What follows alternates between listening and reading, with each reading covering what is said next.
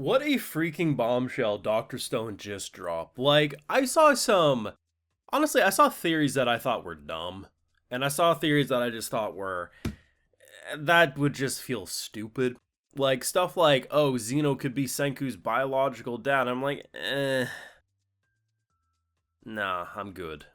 I'm good, thanks. Like, that doesn't sound appealing to me.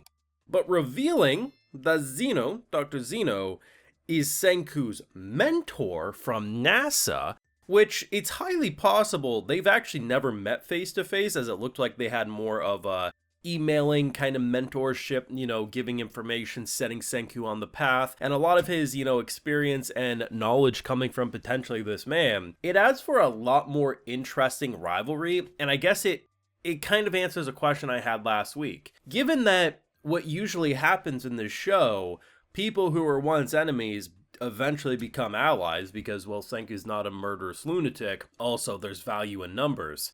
What would be, like, the big reason? Like, this man has no reason to ever, like, put down the gun. Well, if he actually has respect for Senku and Senku beats him, I mean, it's highly possible we could have a weird partnership that, yeah, maybe we gotta look over our shoulder a bit more, but, mentor and student surpassing teacher, I mean, that could lead to a lot of really interesting possibilities. But yeah, I was scared this whole episode because while I knew probably Taiju wasn't gonna get shot, he's a little too stupid to really play pretend smart guy for too long.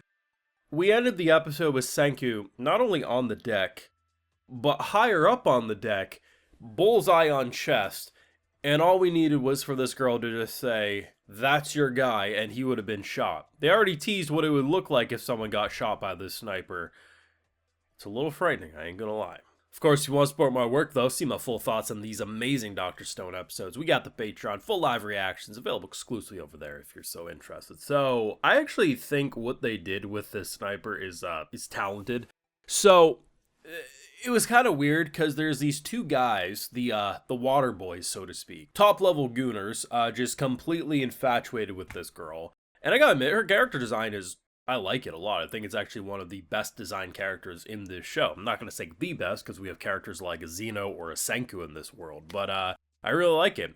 They highlighted her ass a little too much given how flat it was, so I don't really know what they were implying there, but her face and everything really well designed. So she's an interesting character. Her personality, she, like, at face value tries to act like, oh, yes, I know what's going on, I'm very smart.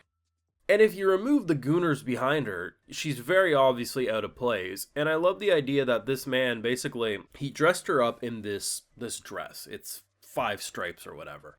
And the other two are like, yeah, he probably's into that. He dressed you up the way, I respect that. What a sly playboy. And then he's like, nah. Each of those stripes are 5 inches.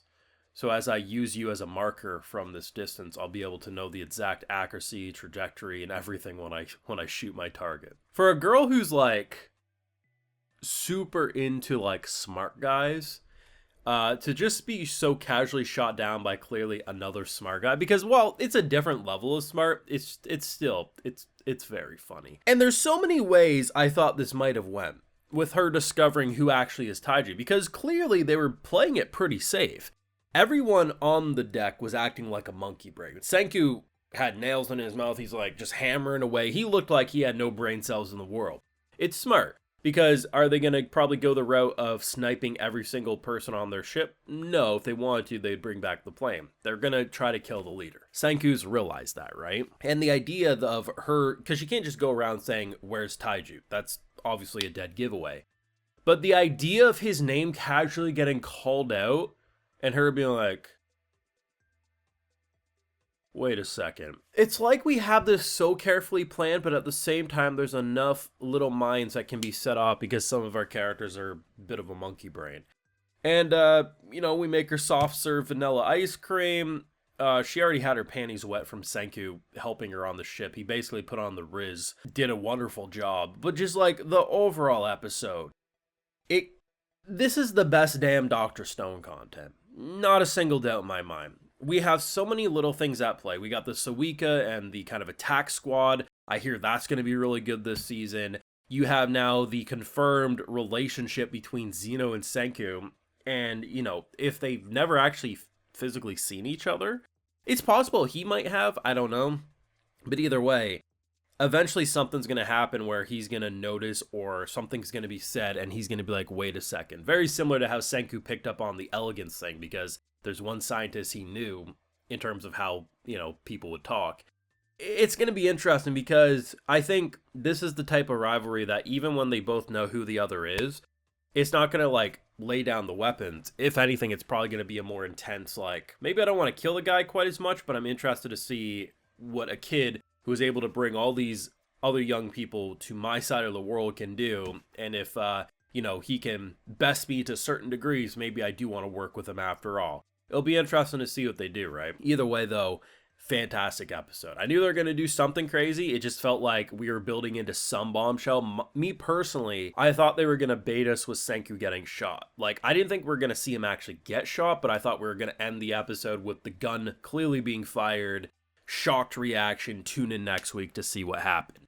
Instead, we got actually, there's a deeper relationship here after all, and I'm really excited to see what they're going to do, because this has just been wonderful. It's just, we're halfway through Core 1, feels like we've barely scratched the surface, and it's so nice to know that a show like Dr. Stone, which I remember back when we were talking about Season 1, people were concerned we'd even see a Season 2, let alone a full freaking adaptation, one that actually adapts the manga properly and keeps a consistent production the entire way through. One of my personal favorites still. At this point, it's honestly hard to even pick an overall favorite characters because we got so many, but I kind of respect the hustle of giving her soft serve ice cream.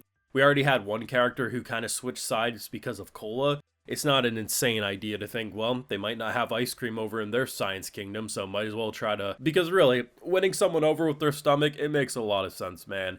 And, even though they're pretty damn sure she's a spy versus spy, as they say, you never know. It's worth a shot, but I thought he was going to expose himself by his vanilla extract extravaganza, so to speak. But so far, things are okay, but I am expecting a gunshot sooner rather than later, but I guess time will tell. Of course, those are my feelings. Let me know what you're thinking down below, especially if you're anime original. What did you think they were going to do with the Xeno and potentially Senku relationship? Did you see the mentor thing coming, or were you more on the side of, because I saw a lot of people say they expected it was going to be a biological father or sibling, something like that.